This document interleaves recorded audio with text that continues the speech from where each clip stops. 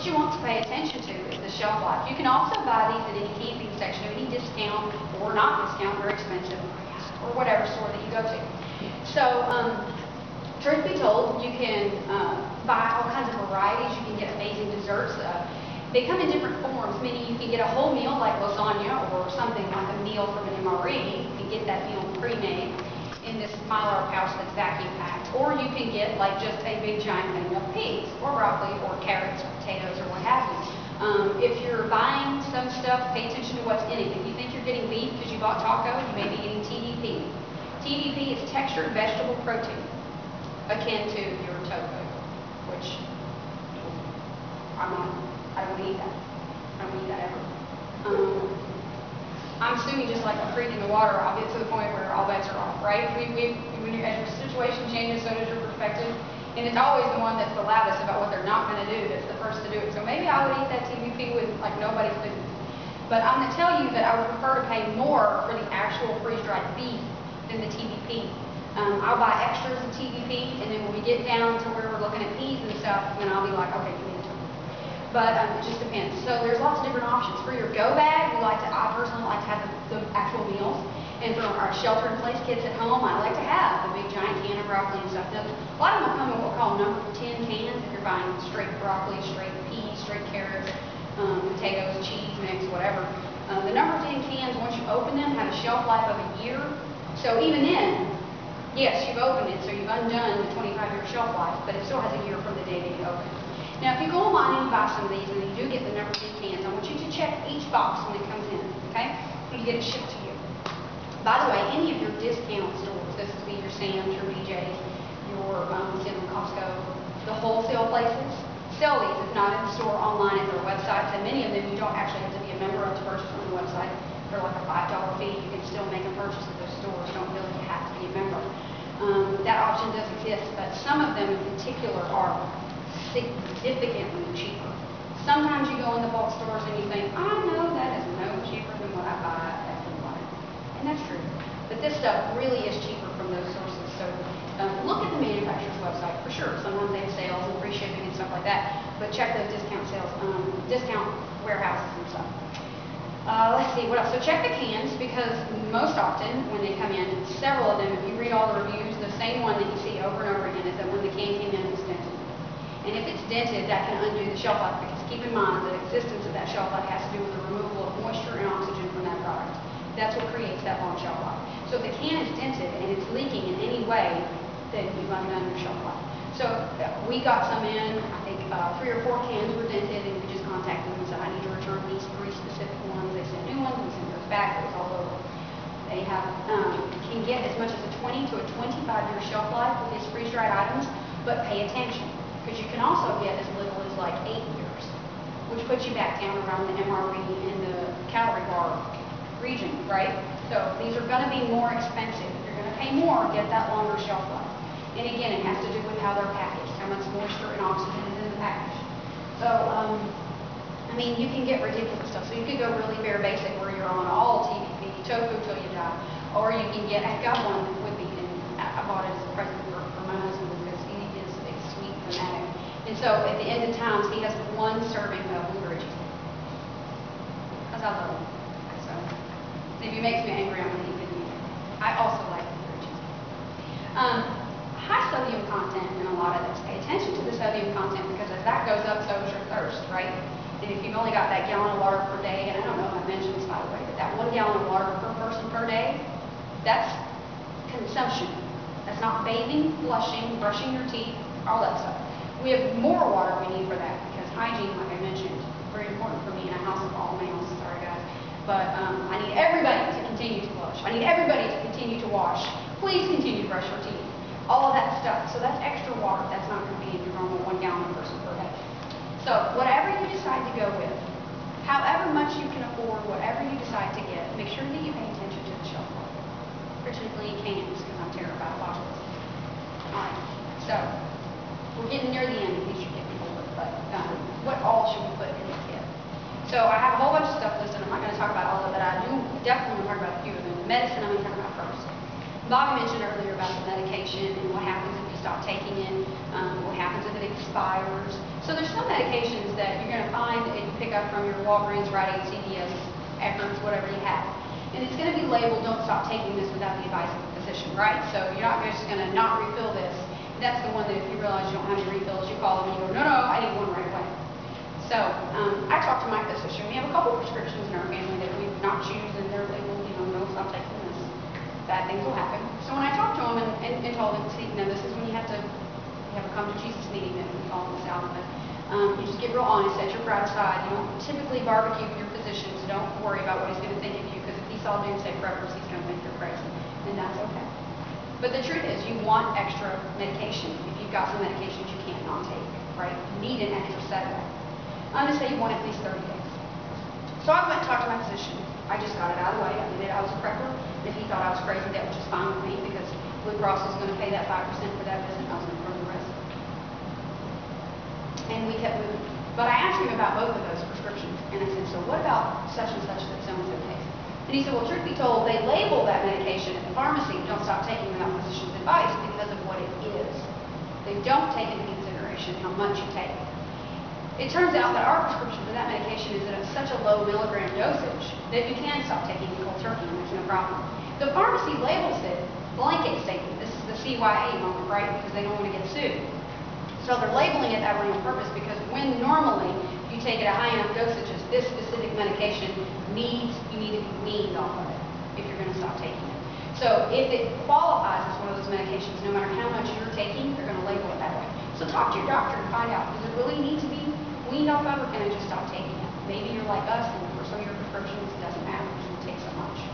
If you get the answer that yes, this needs doctors and physicians' advice to be, to come off of this medication, you want to see, one, if you can get extra, and you want to talk to your physician about how, if an event or catastrophe will go on long enough that you exhausted even your emergency supply, how do you wean yourself off of it? Do you go to one every other day? Is it a pill that you can split? Some pills are labeled, do not crush, do not break. So maybe it's a pill you can't split. Ask him how you would do it. If you only had 30 days left, how would you wean yourself off of that medication under dire circumstances? And hopefully he will going to give you that advice. Now, how do you get an extra prescription from Blue Cross Blue Shield or whatever insurance company may or may not be providing you that legal service? I'll tell you what we did. So first I went in, and one week still have to take, I said, sir, madam, ma'am, please have an extra prescription. And I told him why, never admitted I was crazy. And he gave me an extra prescription. CVS handed it right back to me and said, well, this would be $452. That lost your mind. Because I know exactly how many days worth of emergency food that would buy me, and I'm not spending that on that medicine. So no. Normally that costs me $10. Why can't insurance pay for it? So, well, you already have a prescription for this. I was like, yeah, but that's a new prescription. I just got that one written. And they immediately said, but it's the same medication. Insurance doesn't recognize it because it's written on a fresh piece of paper. It was called in by yourself. So I went back to the physician and said, it didn't work. What else can we do? What we were taking this medication was 100 milligrams. So one pill a day at 100 milligrams. So my physician wrote me a new prescription for double the pills at half the milligrams. Okay? Because when you change the milligrams in your dosage, insurance considers it a different prescription. Because if you were to go in and get a new dosage, even in the middle of one of your monthly cycles, if your doctor changes your dosage, you go fill it and you start taking the new dosage. You don't wait until that month runs out, and Blue Cross Blue Shield will fix it up. Okay? So if you have a medicine like that, ask them and tell them what it's for. Ask, and as long as it's not a narcotic, I'm going to tell you, you're never going to get an extra prescription of narcotics unless you have one of those doctors. If you have one of those doctors, I'd like to say that person's name. I'm just kidding. But if you're not asking for a narcotic or some sort of pain management medication, most of the time there's no reason why you can't have an extra 30-day set. So work through that milligrams and see if you can't get your insurance to pay for that. What else do you want to have? Hand crank radios and flashlights. You want to get a NOAA radio that will give you the weather service stuff that's coming through. You want to have a flashlight. You want to get crank ones that charge the batteries through the crank cycle as much as you can, unless you have some maybe arthritis or mobility issues. If someone is not able to do that level of cranking, then they want to stick with the battery ones. Pay attention to batteries. They're expensive, they're heavy, and they have a short shelf life. If you don't rotate the batteries, they will burst, and battery acid will spill all over whatever they're sitting next to, and it's very unpleasant. You don't want that. So if you can, you get the crank ones that are just always good. Then you don't have to go out with the batteries. Be able to make fire, whether it's through matches, a flint, whatever it is. Be able to make fire. Remember, because the best way to purify your water is to boil it. So I'd like for you to be able to make fire.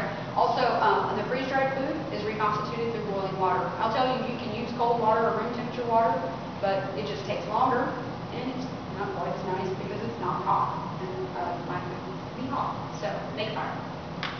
Medicine dropper, we talked about bleach, 8 drops for clean water, 16 drops for nasty water. How are you going to get drops out of a giant 1-gallon bottle? Good luck with that. So have a medicine dropper.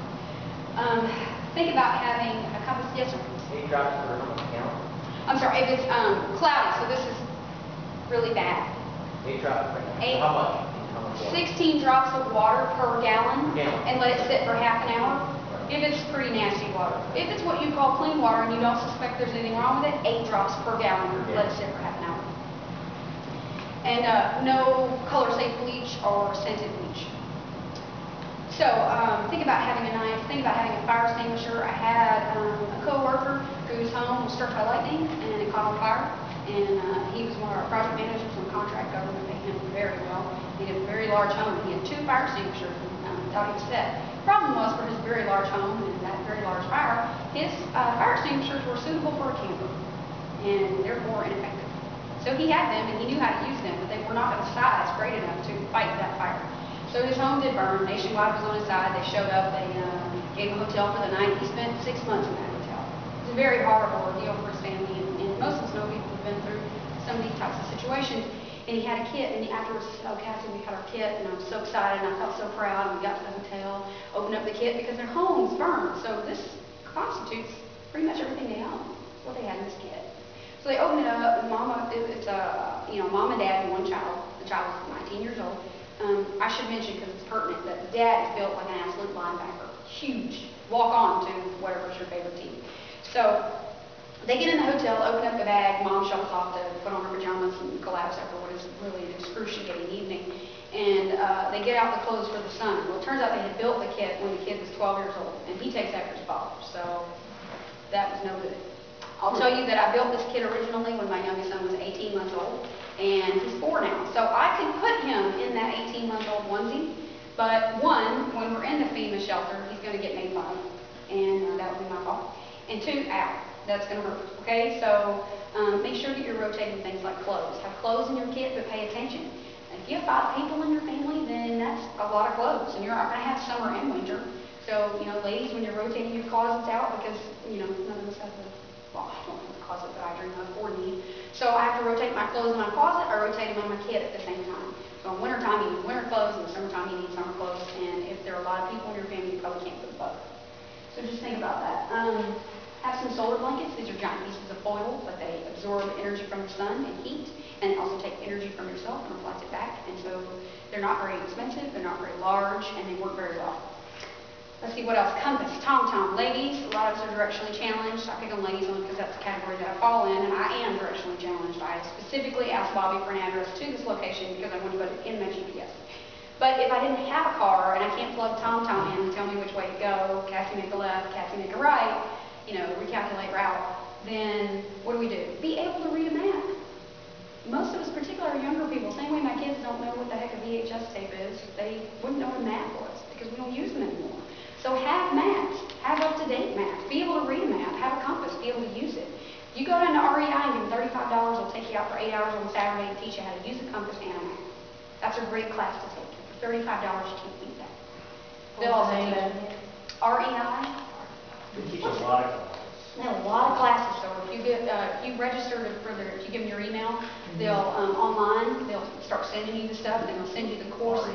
They'll, and I can't remember, it's recreation. Equipment Incorporated. Thank you. They have a lot of free classes too, but they're usually just introductions. They're usually just an hour or 2. They have a free compass class too, but if you pay them just a little bit, 20, 30, 40 bucks, they do take you out all day, and it's first class training and it's several. It is. It's great. They have some good courses. They'll, teach you about, and some of them for the foods, they'll teach you like camping, cooking. And so it's not really because you want to go camping, but then with the cost of the course comes samples of the different brands of the food.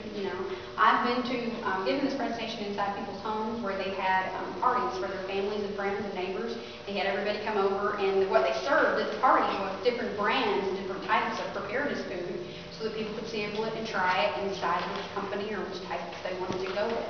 And, it's great getting it. That's your thing. So, hand and feet warmers. So in your car, I want you to have hand and feet warmers. in case you are sheltering in place in a vehicle over a long period of time, have enough for you and your children. I want you to know they are not designed for children. Okay, so the heat that comes off of these are designed for an adult hand or foot. If you're going to put them onto a child and, you know, everybody's a little bit torqued because you're stuck in the car, okay, so your patient rope is very short and they start to complain that it's hurting, it is hurting, it's burning them, okay? Don't put them on a nonverbal child, a child that's young enough. If it's an infant, you're going to put them on an infant, it's a rotate on, rotate off type thing because it will burn them. They get that hot and they weren't designed for those little tiny feet and hands. But those get colder first. So if you only had one, you know, as your mom, you're going to take one for the team and put it on the child. But pass it around amongst the children and leave it on for a while, warm them up, take it back off for a while. Don't just put it on and then walk away, particularly a nonverbal child who can't tell you that it's burning. All right, let's keep going. Kit maintenance. Keep it in a cool, dry place. I told you there's something about water that I was forgetting. So the FDA has gone on record saying that water, because how many of you have noticed that your water bottles now have a, here it is, I want you all to know. They have an expiration date now, right? So apparently, you should know, it is no longer a good idea for me to drink this particular bottle of water after September, I have my glasses on, 30th, 2013. Now, somebody tell me what happens to me on, I don't know, December in 2013 if I drink this. Nothing. Don't be ridiculous. Nothing. But yes, in about 2008, the whole world went crazy because plastics are going to give us all cancer, and BPA leaches into the water from the plastic and contaminates it with carcinogens, and we're all going to get cancer and die. So, true enough and very unfortunate, but I'm going to tell you that the cancer will arrive for you in, 12 to 15 years, but dehydration is on its way, full force, not stopping in 3 to 4 days, depending on your weight. Okay? So, just drink it. Don't. If you feel very strongly about this expiration date and it just doesn't suit you well, kind of like the botulism doesn't suit me, then by all means rotate your water. I'm going to tell you the Johnsons don't have extra money for that. I'm going to buy water one time and that's going to be my water until I drink or use it for something. FDA says it has a great indefinite shelf life if it's stored properly. So let's define stored properly. We don't have to worry about it anymore. Traditionally, when anything has to be stored properly, it's the generic cool, dry place. Fortunately, I'm going to give you a break, and I don't care if you keep your water dry. You can keep it as wet as you need. Nothing will happen to it if it gets wet. It's the cool that matters. When heat hits this plastic, that is what activates the BPA to leach into the water, and that's when it gets bad. So I would tell you to try not to store your water in plastic bottles if that's how you have it in the garage in July. Unless that's your only option. And again, it's cancer in 20 years, dehydration in 4 days. So it's whatever works for you. So rotate your stuff, pay attention if you have shelf life for food or medicines or things like that. Also, if you do manage to get a hold of an extra prescription, how do you keep that rotated in your kit, okay? So when I got my new one, my extra one, we changed the milligrams just for that one prescription, we put no refills, it gave me 30 days worth of extra. I came home, I filled it. I came home, I put the extra into the Go Kit, and I kept taking what was in my medicine cabinet. When I ran out of what was in my medicine cabinet, I called in my refill as I always would. When I picked up the refill, I came into the home, I took the extra one that I'd gotten from the physician, and I took it upstairs. I took the refill, put it in the Go Kit. It's one extra step, and it means that I always have my precious newest pills in my Go Kit, ready to go. Okay? That's how you can get that and rotate it. And let's talk about preparing children. So the same way that we teach kids to prepare at home or at school for earthquakes or tornadoes or whatever, prepare your children as well. Involve them. Don't scare them to death, but let them know that you are prepared. My very last story, and then I'll quit, is that we went on vacation to Williamsburg, Virginia, and we had all three of our boys. My oldest at the time was about 11, and we stopped at a gas station, and Chris had gotten out to get gas, of course, because Carmen's disliked me for a number of years. And he wasn't around to help me with this, and there was a beep on the radio, and this is emergency alert, and it said that there was a tornado warning. And don't you know, they've been studying weather in my son's class recently, and so he knew what that meant, and that it was a warning about a tornado. And being the little member, that's the one that's not going out the ladder, just not going to do it, right? So he was the one that said, "Mama, there's a tornado." And I said, "Well, listen, it's not cloudy, it's not rainy, it's not windy. It sounds like there's one in the area, but I don't see any indication that it's near us. And, I'm going to be confident we're going to be okay." I'm just trying to belay his fears. I mean, if there's a tornado, there's not anything I can do about it. There was this long pause, which made me think we had struggled through it, and he wasn't going to continue to freak out because he's my worry ward. And then he said very quietly, "Are we prepared?"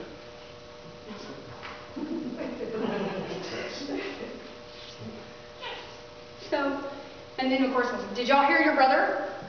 But so he knew that at home we were prepared, and he knew that that's what I do. And he knew that it was important to me, and I had included him, and I had talked to him, and I had said, "This is what we do. This is what we have. This is what it will do for us, and this is important."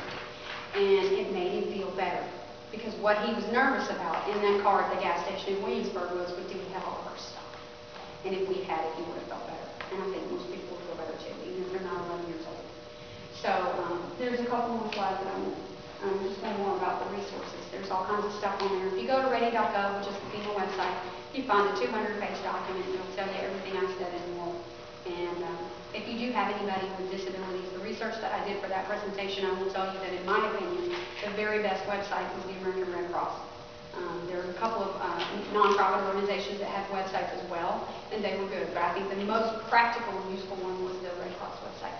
And there are some websites on there that will, again, give you some resources if you want to sign up through the internet, or an 800 number to call in and list yourself as safe, or where you're staying if you don't have an out-of-state relative. And the very last one is the disaster assistance forms. If you have to apply for disaster assistance from FEMA or the government in an event, then that's the website that you would want to go to. I would recommend printing a copy of those and filling out as much as you can in advance, and making a part of that as vital records for your collection and your kit. And just relieve yourself of that stress if you should have that. The Next of Kin registry is a very good one, and if you send them a self-addressed stamped envelope and you sign up for their service, that's where you register to say I'm safe, or I'm here, or relocated here, so your family can find you. The Next of Kin registry will send you a decal that you can put on the back of your driver's license.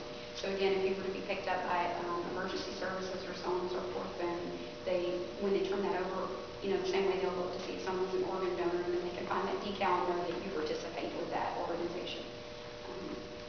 So are there any questions? I know that was a lot of information. I have two questions. Yes, ma'am.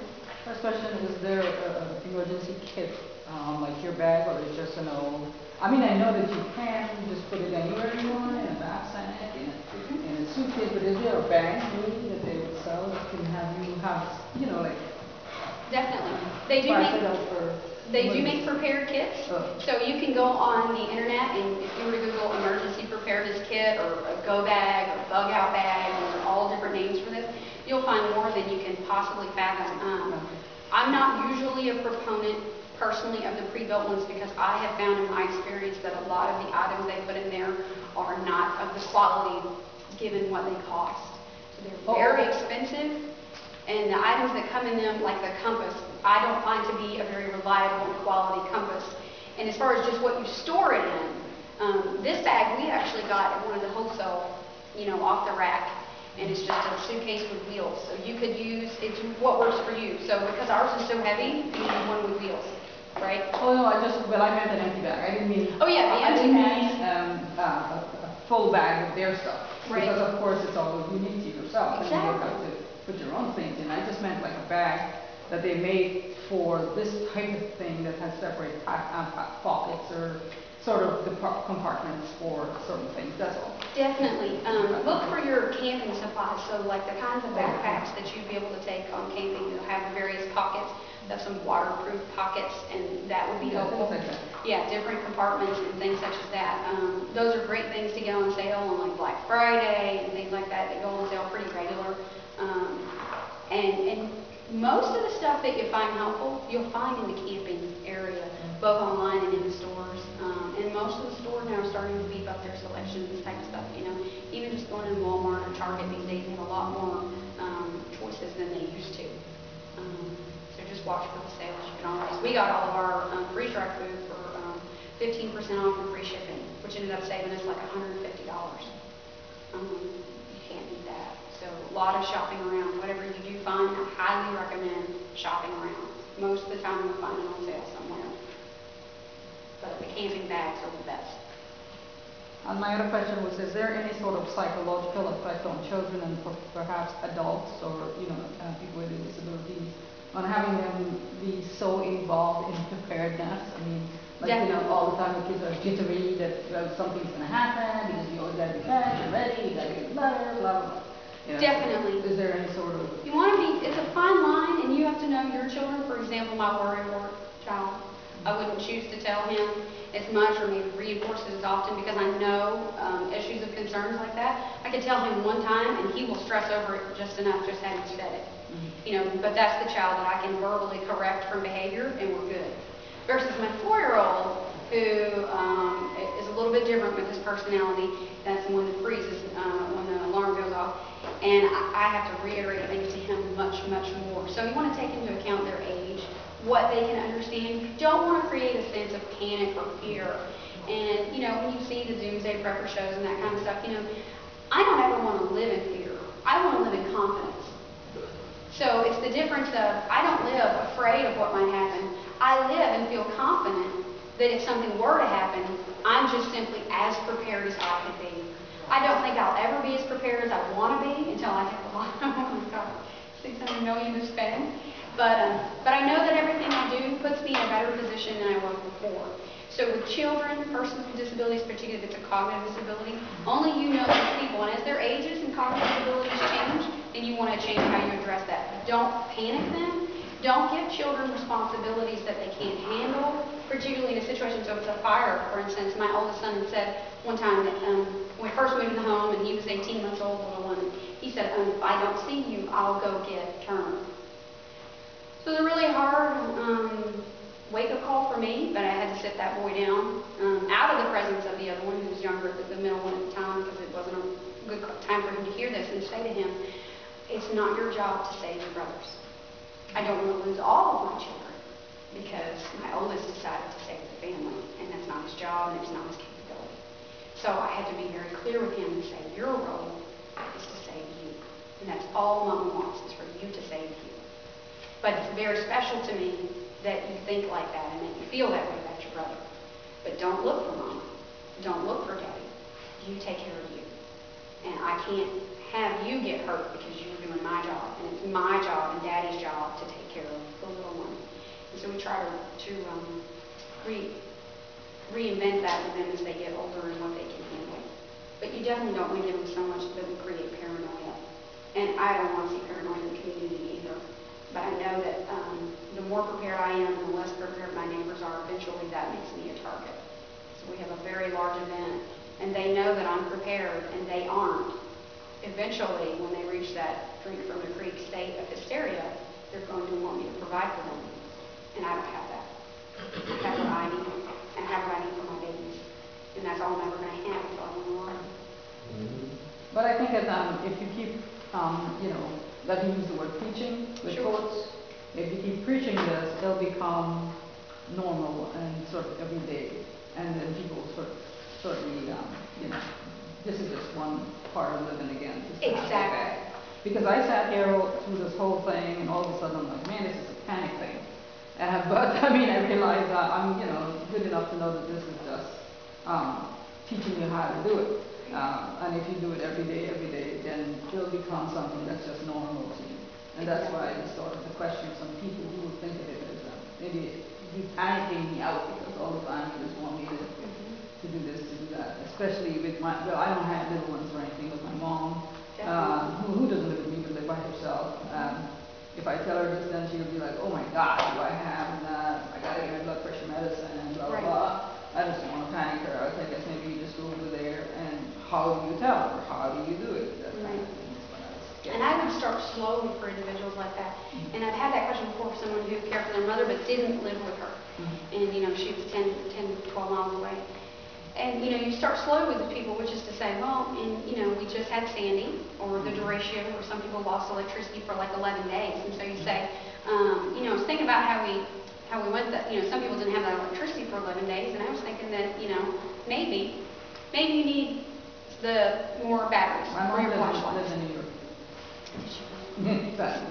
Right, and so when those events come up, you want to use that to the best of your ability to motivate people, not to be panicked, but just to have it be a way of life. So, like my husband and I always have a running list of other things we would like to be able to purchase, but you know our budget doesn't allow that. So, you know, like when the income tax comes in, or if my parents call around Christmas time and say, what would you like? We'll look at our list and go, really, I think out of all this would be the next most prudent purchase.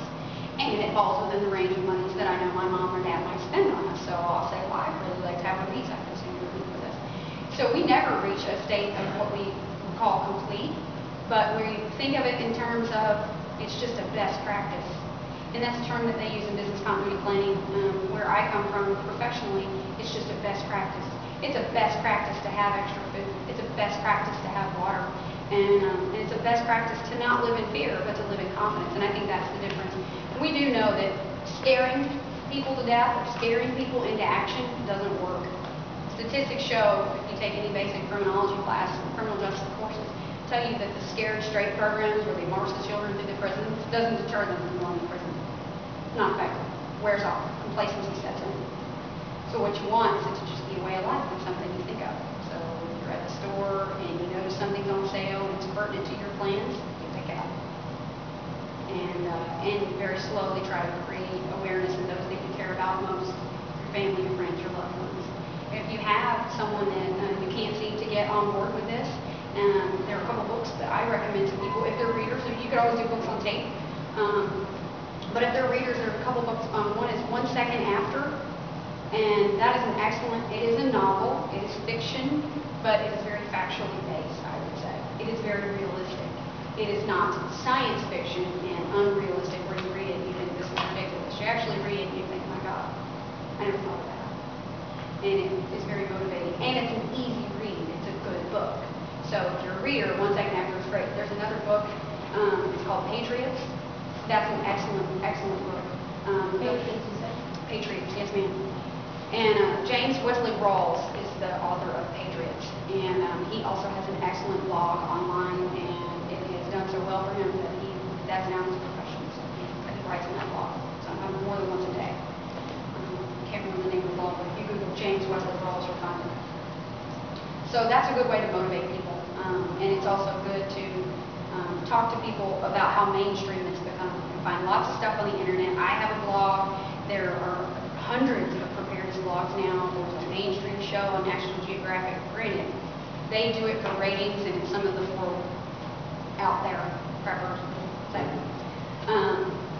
But it's good to watch, and sometimes they have good ideas. Yeah, their technical preparations are okay for the most part.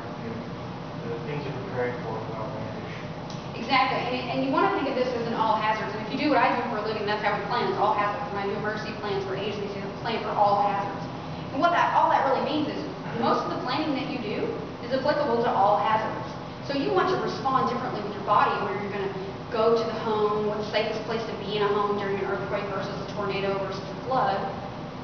But the fact that you need food and water and medication is applicable to all circumstances.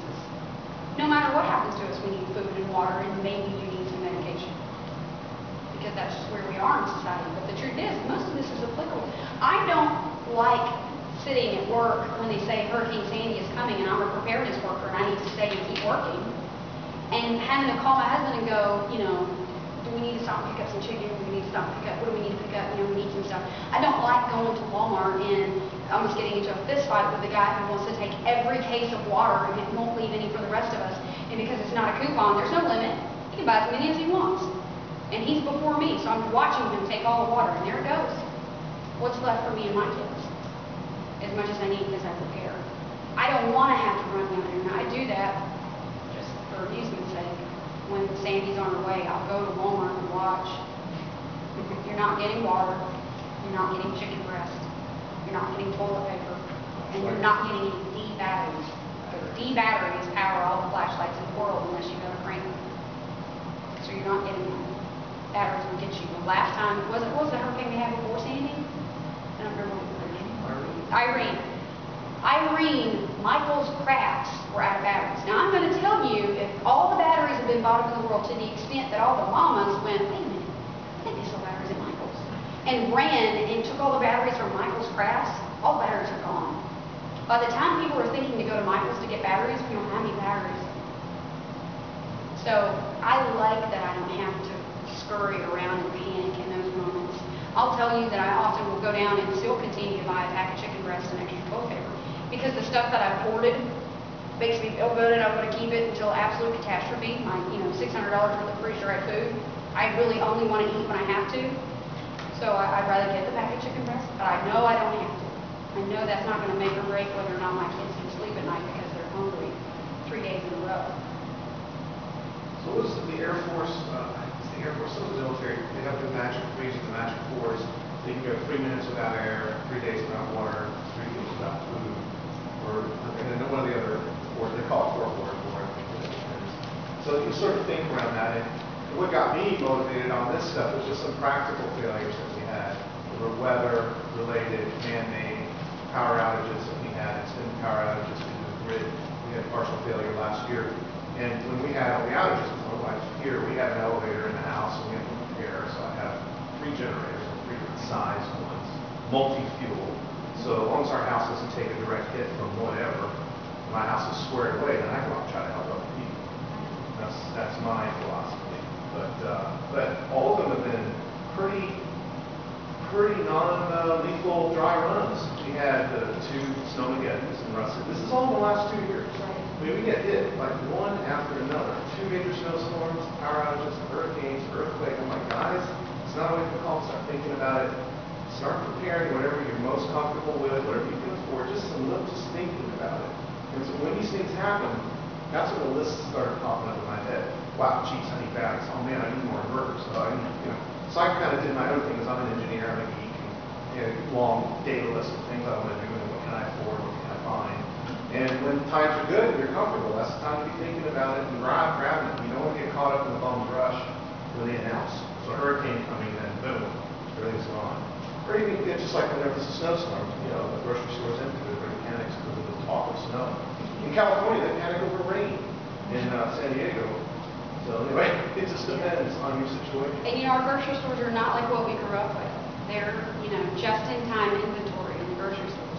There is no, if you go in the grocery store and you really, your recipe calls for this particular type of lime, if you need key lime for a cheesecake, and you can't find it, all they have is the limes from Mexico, they don't have a stash in the back because they ran out. There is no back. You know what's in the back? The restrooms, the time clock, and the break room. That's it. They get trucks every week that contain all the items they sold the week before. It's called just-in-time inventory. And that's why we use barcodes, because barcodes keep the computer up to date. No more does somebody pick it up and go, this is $2.95 plus. No, they scan it. And their computer system is constantly pulling from those vendors and telling the vendors, I sold 42 of these, I sold 500 of these, I need more of these, and that's what comes in. So there is no shelf in the back.